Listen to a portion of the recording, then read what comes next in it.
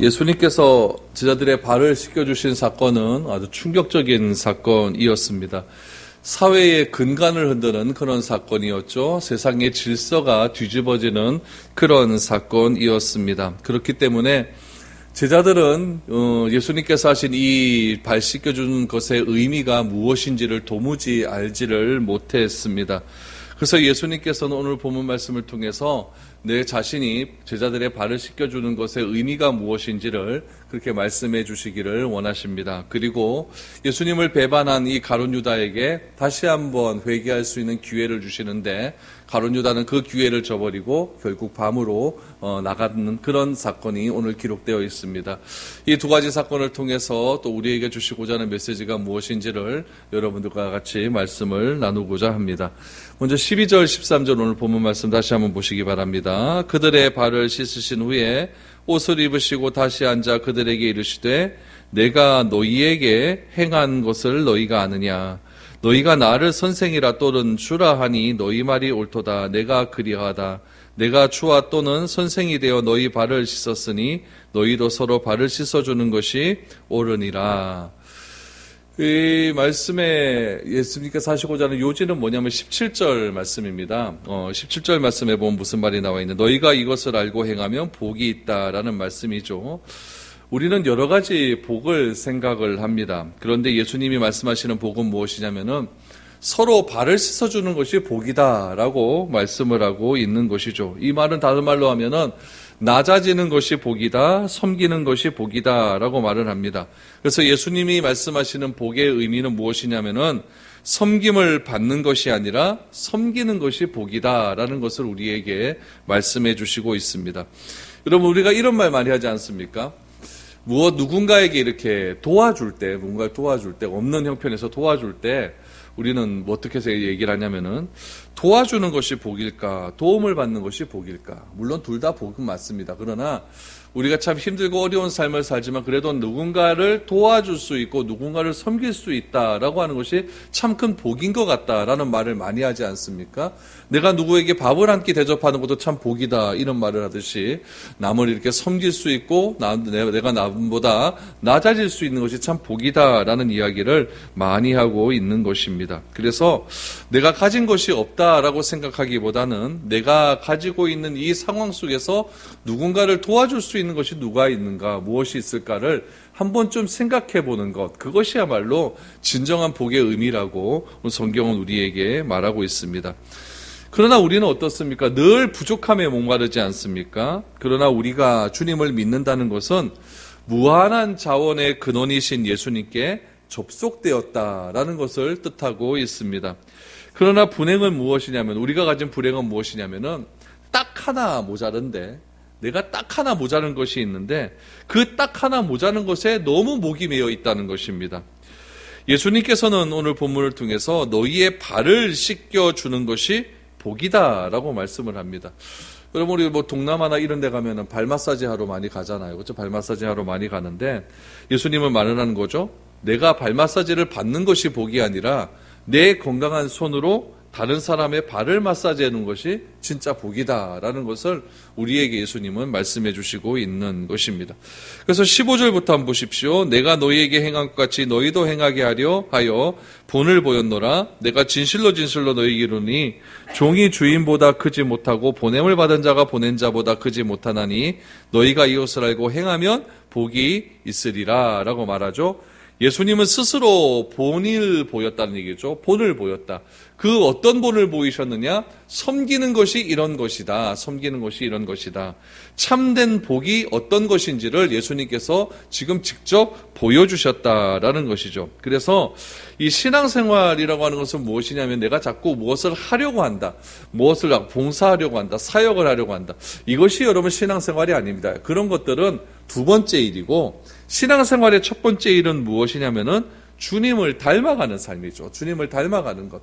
주님과 함께 동행하며 주님을 닮아가는 것이 신앙생활의 첫 번째 이유입니다.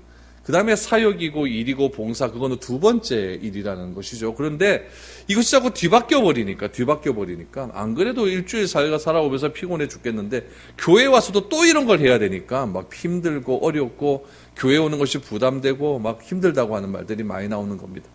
교회에 나오는 건, 내가 신앙생활하는 것은 여러분 꼭 기억하십시오. 내가 닮아가는 겁니다.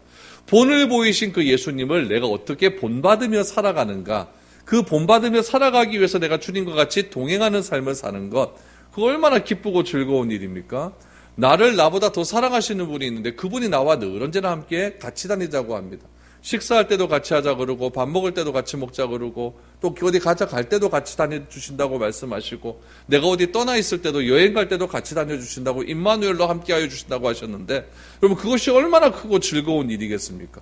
싫어하는 사람이 아니라, 싫어한 분이 아니라 나를 엄청나게 좋아하시는, 자기 목숨까지도 버리시면까지 나를 좋아하시는, 나를 사랑하시는 그분과 함께 평생을 같이 걸어가는 것, 그것이 여러분 신앙생활을 하는 것의 가장 큰 이유가 아니겠습니까? 그래서 내가 무엇을 하려고 하면 굉장히 어렵습니다. 창조한다, 이건 굉장히 어려운 일이죠.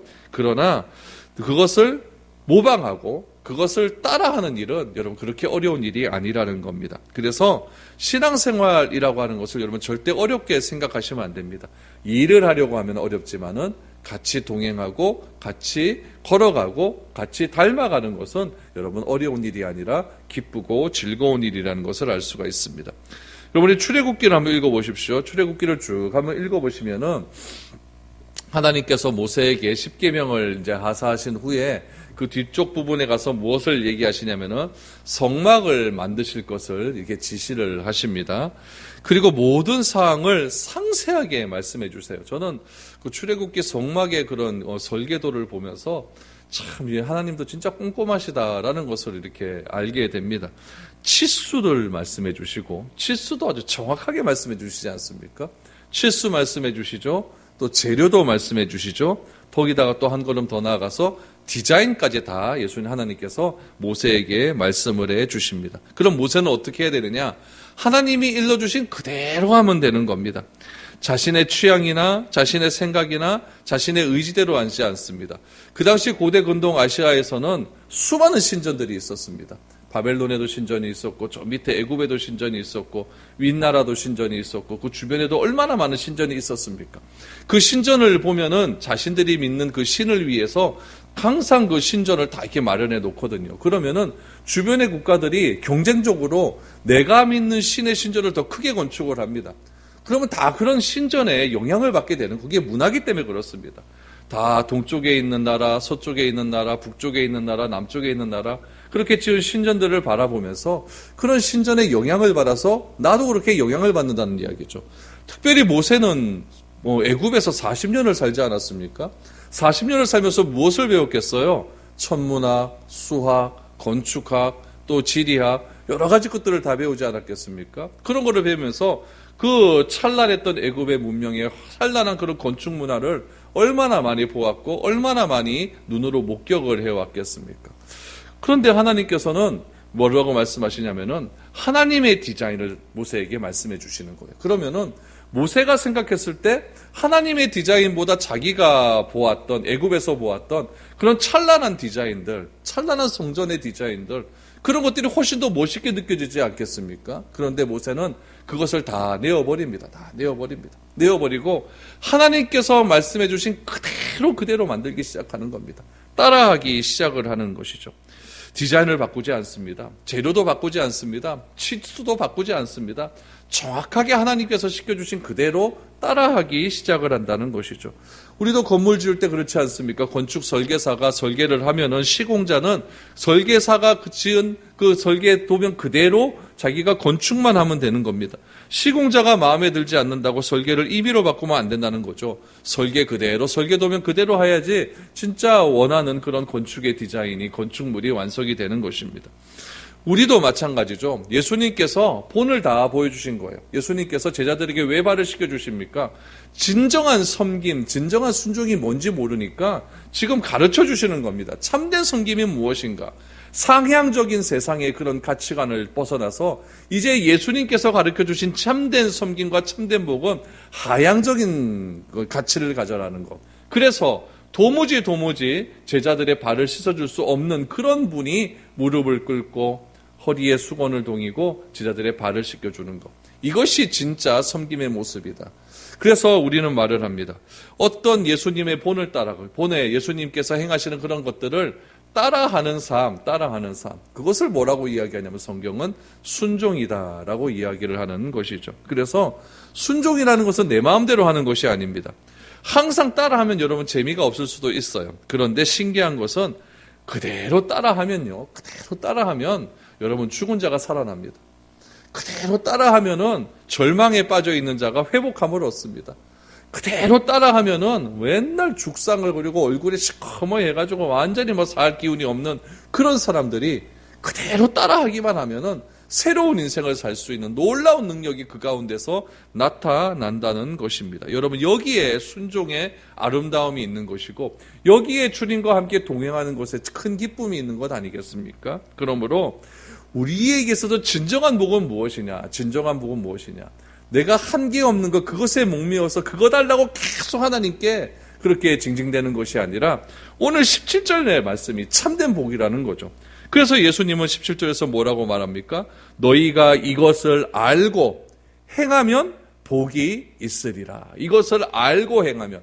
무엇을 아는 겁니까? 참된 섬김이 무엇인지를 먼저 알아라는 거죠. 그 알을 가르쳐 주시기 위해서 예수님께서 직접 무릎을 꿇으신 겁니다. 그것을 알고 아는 데 그치는 것이 아니라 너희도 이대로 행하라. 그러면 뭐가 있다? 복이 있다. 그것이 주님께서 우리에게 주시는 진정한 복의 의미라는 겁니다. 그래서 우리가 따라하면 됩니다. 주님께서 우리에게 사랑을 베풀어 주신 것 그대로 따라하면 됩니다. 오늘 이 주제가 뭐예요? 오늘 우리 교회 표어가 무엇입니까? 주님의 사랑을 체험하는 것, 경험하는 거죠. 내가 가르침을 받는 겁니다. 그것을 체험한 그대로 따라하는 거죠. 이웃에게 나누어주는 것. 그것이야말로 우리가 진정한 복을 경험할 수 있는 성경적인 참된 복이라는 것을 우리에게 말씀해 주시고 있는 겁니다. 바라기는 여러분, 오늘 우리 2021년 한 해에도 주께서 주시는 이런 진정한 복을 많이 경험할 수 있기를 축복합니다. 많이 아시고, 많이 체험하시고, 많이 또 실천하시고, 많은 사람들에게 베풀어 주십시오. 그럴 때에 이 교회의 그런 어두운 부분들이 점점 가시워져서 진정한 교회의 모습이 세상 가운데 드러나게 될 줄로 믿습니다. 18절을 보십시오. 내가 너희 모두를 가리켜 말하는 것이 아니니라.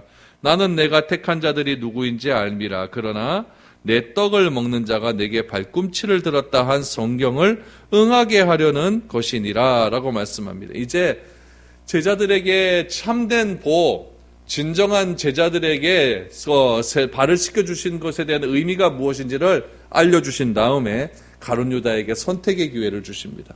어떻게 하시느냐? 가룟 유다가 예수님을 배신한 이유를 여러 가지로 설명을 할 수가 있겠죠. 그러나 가장 핵심적인 그 배신의 이유는 무엇이겠습니까? 가룟 유다 가운데 의지가 있었던 거예요. 어떤 의지가 있었을까요? 예수님을 팔기로 결심을 한 겁니다. 결심을 한 거예요. 배신의 궁극적인 이유는 예수님을 팔겠다고 하는 자기 자신의 의지가 강했다는 거죠. 선택을 했다는 겁니다.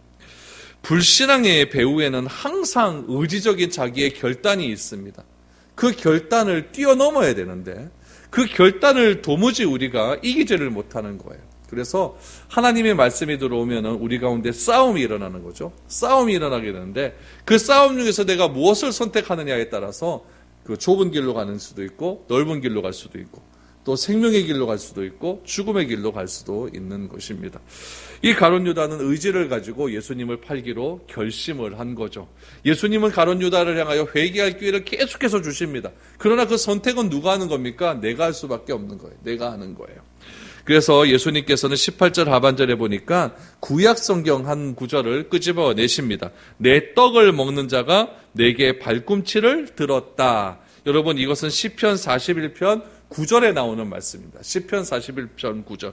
시편 41편 9절 말씀에 보면 내가 신뢰하여 내 떡을 나누어 먹던 나의 가까운 친구도 나를 대적하여 그의 발꿈치를 들었나이다 라고 하는 구절이 나와 있습니다. 여러분 보세요. 내가 신뢰하여, 내가 믿어서 내 떡을 나누어 먹고, 다시 말하면 무슨 말입니까? 너무 만나는 게 좋으니까 같이 맨날 밥같이 먹고 떡을 나누어 먹던 그 사람이 나를 뭐 했다? 배신했다라는 이야기죠.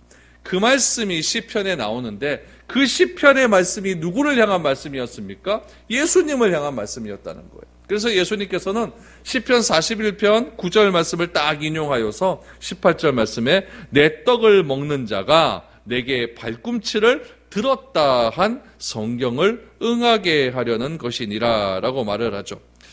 여러분 실제로 우리를 배신하는 사람들 이렇게 보면 여러분들에게 실망을 주는 사람들 이렇게 보면은요 여러분들과 상관없는 사람이 여러분 배신하지 않습니다. 가장 믿었던 사람들이 나를 배신하는 거죠. 성경에 보면 이런 배신을 당한 사람들이 많이 있습니다. 제일 큰 배신은 다윗이었죠.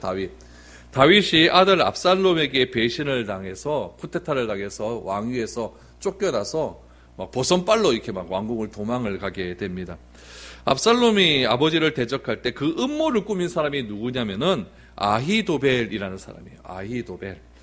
그는 다윗에게 사랑을 굉장히 많이 받았던 그런 사람이었습니다. 그런데 이 아히도벨이라는 사람이 압살롬 배후에서 압살롬을 막 조정하는 거예요.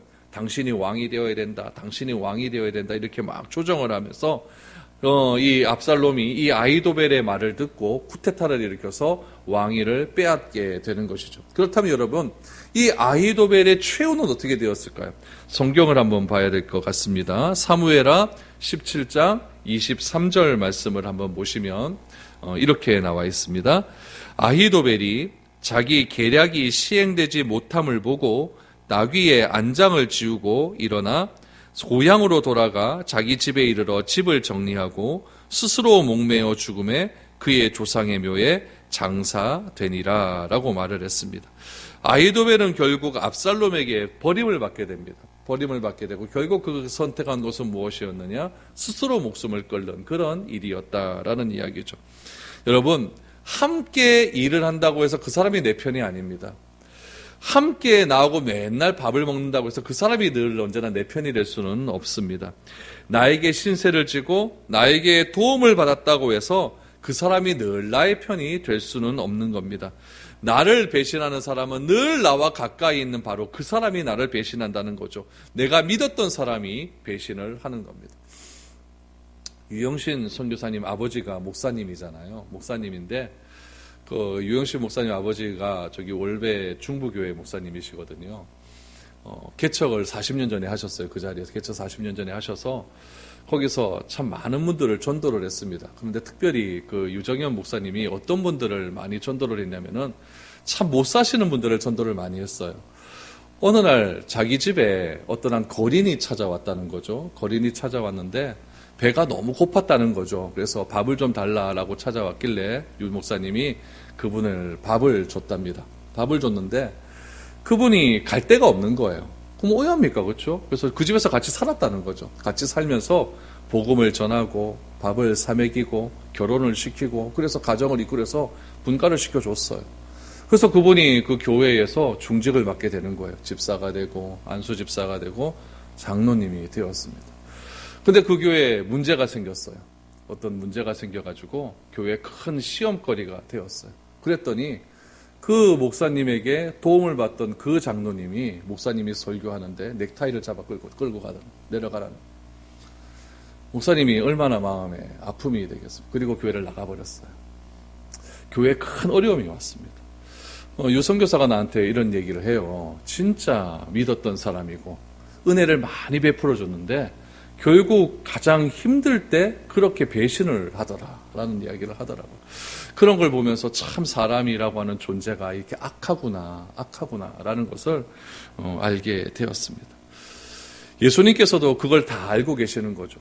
3년 동안 자신의 모든 것을 다 쏟았습니다. 여러분 가룟 유다는 예수님께서 그 가룟 유다의 발을 안 닦았을까요? 다 닦아 주었거든요. 그건 무엇을 의미하냐면 가룟 유다에게 돌이킬 수 있는 기회를 주시는 겁니다.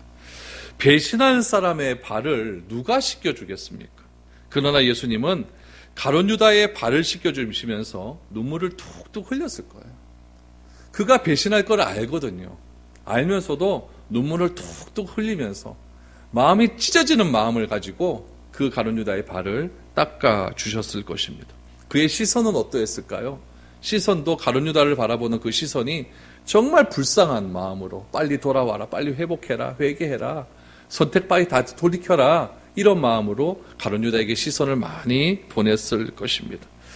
그래서 발을 씻겨주는 것, 얼마나 안타까운 마음으로 그렇게 발을 씻겨 주었겠습니까? 그러나 가룟 유다는 그런 예수님의 마음을 알지를 못한다는 것이죠.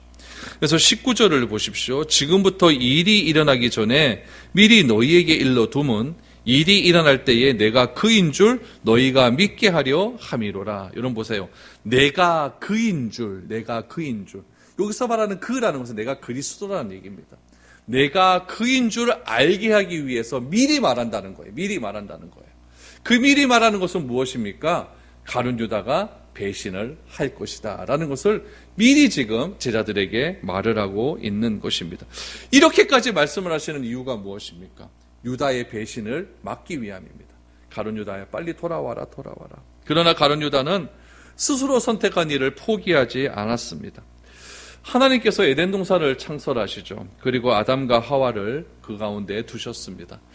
아담과 하와에게 배신 행위를 하지 말라고 했어요. 그 배신 행위가 무엇이냐면 너와 나와 약속한 것이 있다는 거죠. 선악을 알게 하는 나무의 실과의 열매는 절대 먹지 말아라. 그런데 그 약속을 누가 깨트렸냐면 아담 스스로가 선택을 하게 되는 겁니다. 결국 가룟 유다도 무엇입니까? 예수님을 배신하기로 선택을 하는 겁니다. 물론 예수님께서 강한 능력을 가지고 유다의 배신을 막을 수도 있었겠죠. 하지만 주님의 사랑이라고 하는 것은 무엇이냐면 물리적인 힘을 주어서 그 사람을 되돌이키는 것이 아니라 스스로 회개하고 되돌아와야 된다는 것이 참된 회개의 힘을 예수님은 알고 있었다는 겁니다. 여러분, 자식들도 보세요. 말 안 듣고 그러면 막 때리지 않습니까? 네가 왜 막 도둑질 했느냐 막 때리잖아요. 그러면 여러분 맞고 돌아오면 되는데 잘 안 돌아옵니다. 이게요. 잘 안 고쳐져요.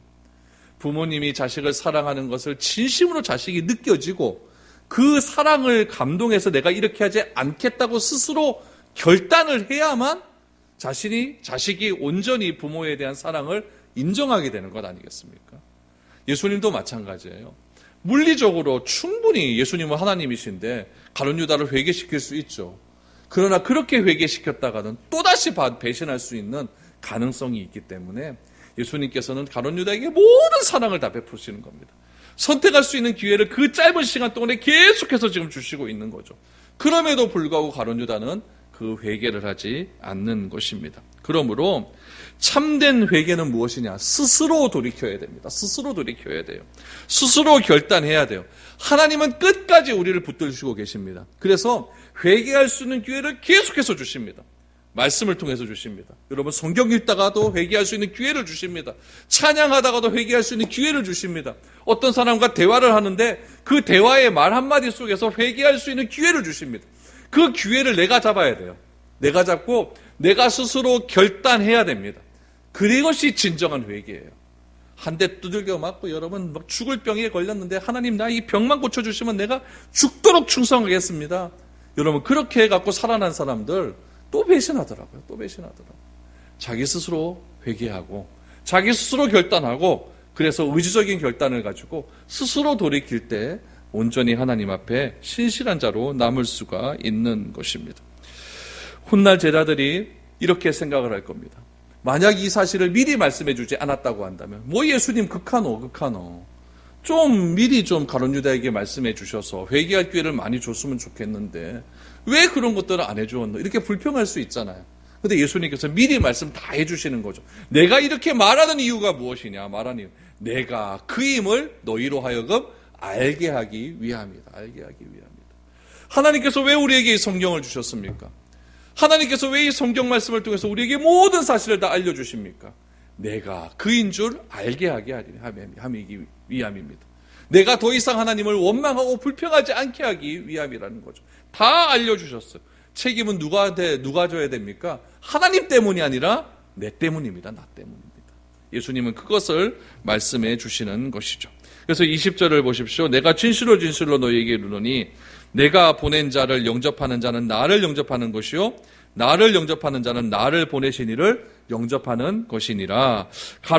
예수님께서 가룟 유다를 끝까지 품으려고 하신 이유는 구원의 메시지를 전하기 위함이었습니다. 구원의 진리를 전하기 위함이었습니다. 가룟 유다의 배신은 예수님께서 이루시는 구원을 절대 막지 못합니다. 지금도 예수님을 믿고 진리를 따르는 사람들이나 장차 믿고 따를 사람들에게 전해지는 그 구원의 메시지는 지금 예수님께서 가룟 유다에게 행하시는 그 메시지와 동일한 메시지를 전하고 있습니다. 아무리 교회가 핍박을 받고 아무리 교회가 어려움을 당한다 할지라도 그 메시지는 절대 불변하는 메시지입니다.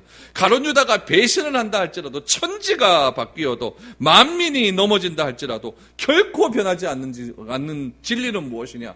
예수가 그리스도라는 사실입니다.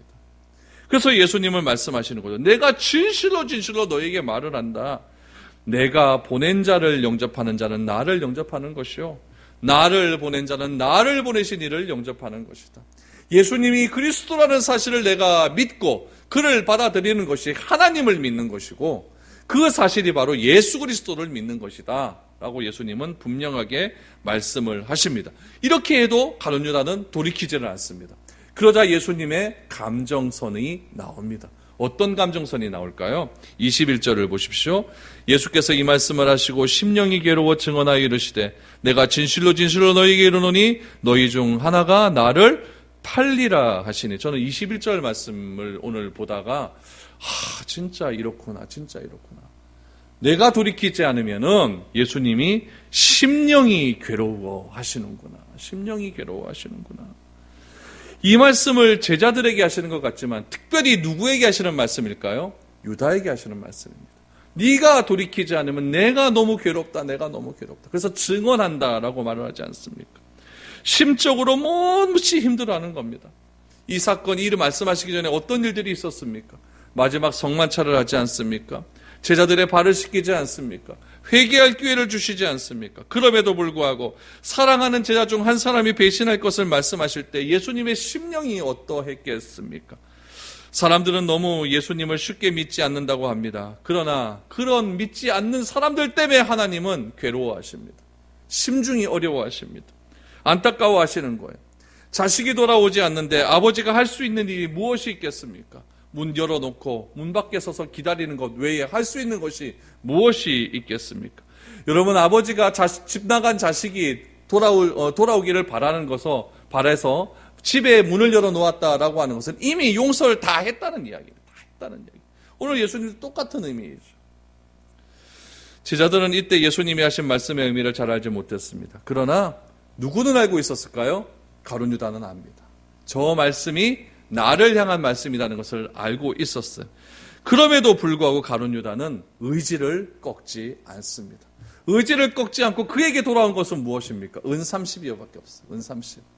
이것이 잘못된 선택을 한 자의 최후라는 것을 우리에게 알려주고 있는 것입니다. 22절 23절을 보십시오. 제자들이 서로 보며 누구에게 대하여 말씀하시는지 의심하더라. 예수의 제자 중 하나 곧 그가 사랑하시는 자가 예수의 품에 의지하여 누웠는지라. 당시 유대인들은 식사할 때 여러분 식탁에 앉아서 식사하지 않았죠. 그렇죠? 약간 비스듬히 누워서 이렇게 밥을 먹었죠. 마지막 만찬에서도 여러분 우리가 다빈치가 한 그 최후의 만찬 식탁에 앉아서 이렇게 쫙 앉아있는 그거는 잘못된 그림입니다. 우리 그렇게 그리면 안 돼요. 누워서 이렇게 비스듬히 누워서 비계 이렇게 대고 이렇게 딱 누워서 이렇게 하는 게 맞아요. 그게 맞죠. 예수님도 이렇게 비스듬히 누워서 이렇게 있었습니다. 그때 가룟 유다는 어떠했을까요? 오늘 본문 말씀에 보니까 23절 말씀에 보니까 그가 사랑하시는 자가 어디에 누웠다? 예수의 품에 의지하여 누웠다. 예수님과 제일 가까이 누웠다라는 이야기죠. 그때 유다가 예수님께 회개했다면 귓속말로 예수님 잘못했어요. 제가 그렇게 했어. 제가 이런 마음을 품었어요. 예수님 잘못했어요. 아담이 선악과를 따먹은 후에 하나님께서 아담을 찾으실 때 아담아 내가 어디 있느냐 찾았을 때 하나님 제가 여기 있나이다. 내가 하나님께서 하지 말라고 하는지 그거 제가 했습니다. 하나님 용서해 주세요. 이런 말만 했다면 뭔가 좀 문제는 간단해졌을 겁니다. 그러나 인간이라는 존재는 이런 말을 못합니다. 왜 그런지 아십니까? 그놈의 자존심. 자존심 때문에 말을 못합니다. 절대 인정 안 합니다. 그런데 이런 아주 심각한 상황 속에서 이 심각성을 인정하지 못하는 우리의 베드로 씨가 있지 않습니까? 베드로 씨가 갑자기 팍 튀어나옵니다. 팍 튀어나와서 뭐라고 이야기하느냐. 24절 25절 시몬 베드로가 머리짓을 하여 말하되 말씀하신 자가 누구인지 말하라 하니 그가 예수의 가슴에 그대로 의지하여 말하되 주여 누구이니까. 이거죠. 어떻게 된 겁니까? 막 이렇게 얘기하는 거죠. 도대체 그 사람이 누구입니까? 그러자 예수님이 말씀하신 모든 내용을 알고 있었던 딱 한 사람, 누가? 유다가 예수님께 그 사람이 누굽니까? 라고 오히려 말을 합니다. 그 사람이 누구입니까? 가룟 유다는 예수님이 하신 말씀을 분명히 알고 있었어요. 이제 마지막 선택의 기회가 다 지나가고 나면 모든 것이 끝이 납니다. 여러분, 이 말씀이 우리에게 주시는 의미는 무엇일까요? 종말은 반드시 옵니다. 하나님께서 아직까지 나의 생명을 존귀케 하신 이유는 무엇이냐? 아직 회개하라는 거예요. 회개하라는 거예요. 종말이 오기 전에 빨리 회개하라는 거예요. 빨리 돌이키라는 거죠. 그래서 우리가 하나님 앞에 돌이켜서 진실된 마음으로 주님께 돌아왔을 때 주님은 기뻐하신다는 이야기입니다. 오늘 이 말씀 속에서 우리가 한 3가지 정도 교훈을 얻게 됩니다. 첫 번째 교훈은 무엇이냐? 배신은 타락함의 신호라는 겁니다. 배신은 타락함의 신호다.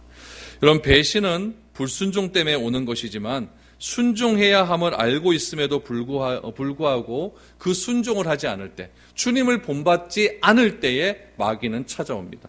오늘 26절 27절을 보십시오.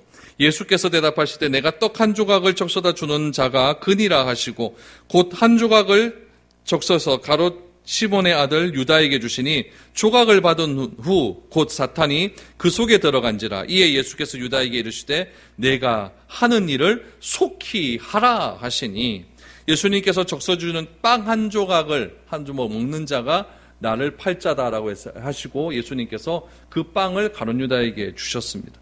그 가룟 유다가 그것을 받자마자 사탄이 그 속으로 들어갔다라고 말을 합니다. 사탄이 먼저 가룟 유다에게 들어가지 않습니다. 우리가 의지적으로 결단을 한 후 사탄이 들어온다는 이야기예요. 사탄은 아담과 하와를 유혹할 수 있어도 그들 안으로 들어가지는 않았어요. 중요한 것은 우리의 의지적인 선택입니다. 지금이라도 회개하고 돌아오면 되는 건, 지금이라도 내가 의지를 가지고 주님께 돌아와야겠다라는 그런 결단을 하면 되는 겁니다. 그러면 사탄은 그 자리에서 떠나가게 된다는 이야기죠. 제가 설교를 할 때마다 기도하는 것이 무엇입니까? 전하는 자나 듣는 자나 말씀 듣고 결단하게 하옵소서.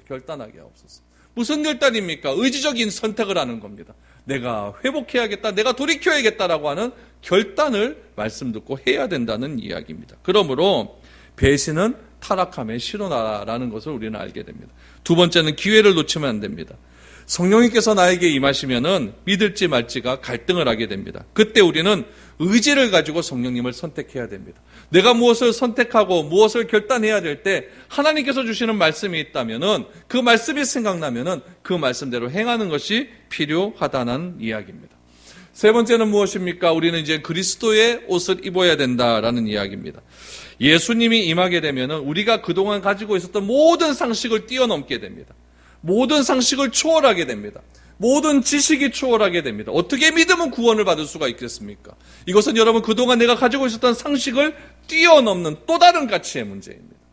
그렇기 때문에 여러분, 내가 신앙을 갖는다는 것은, 신앙을 갖는다라는 것은 이성의 끝에 신앙이 있는 것이 아니라, 논리의 마지막 결론이 신앙이 아니라 이성과 논리를 뛰어넘는 가치입니다. 하나님의 말씀을 어떻게 논리로 해석할 수가 있겠습니까? 하나님의 말씀을 어떻게 이성으로 해석할 수가 있겠습니까? 신앙은 믿음으로 하는 겁니다. 하나님이 나를 위해 오셨다, 하나님이 나를 사랑하신다, 그 믿음으로 하는 것이지 이성과 논리로 하는 것이 아니다라는 이야기죠. 그래서 우리에게 성령님이 임하시면 믿기로 결정해야 됩니다. 28절부터 보십시오. 이 말씀을 무슨 뜻으로 하셨는지 그 앉은 자 중에 아는 자가 없고, 어떤 이들은 유다가 돈깨를 맡았으므로 명절에 우리가 쓸 물건을 사라 하시는지 혹은 가난한 자들에게 무엇을 주라 하시는 줄로 생각하더라. 그리고 상징적인 표현이 하나 나옵니다. 여러분, 이 상징적인 표현입니다. 30절에 보니까 유다가 그 조각을 받고, 예수님께 포도주에 적셔주신 그 떡 조각을 받고 나갔는데 그때가 언제다? 밤이다. 여러분, 하루 일과 중에 밤이 되면 자야 됩니다. 범죄는 거의 다 밤에 일어납니다. 그렇다고 제가 밤에 일하시는 분을 비하하는 일은 아닙니다. 여기서 말하는 밤이라고 하는 것은 빛과 반대되는 의미로서의 밤입니다. 로마서 13장 12절에서 14절 말씀에 보면은 여러분 아주 중요한 말씀 하나가 나옵니다. 우리 이 말씀은 우리 같이 한번 읽어보았으면 좋겠습니다. 같이 읽죠. 시작. 밤이 깊고 낮이 가까웠으니 그러므로 우리가 어둠의 일을 벗고 빛의 갑옷을 입자. 낮에와 같이 단정히 행하고 방탕하거나 술 취하지 말며 음란하거나 호색하지 말며 다투거나 시기하지 말고 오직 주 예수 그리스도로 옷 입고 정욕을 위하여 육신의 일을 도모하지 말라. 이 말씀을 읽다가 회개한 사람이 있습니다. 그 사람이 누구냐면은 어거스틴입니다. 어거스틴은 이 말씀 때문에 회개하고 하나님께 돌아왔습니다. 결단한 거죠. 내가 그동안의 삶이 내가 어둠에 있었구나, 밤에 있었구나. 결단을 하니 성령께서 감동을 주시는 겁니다. 그래서 성령님이 원하시는 방향으로 가게 되는 거죠.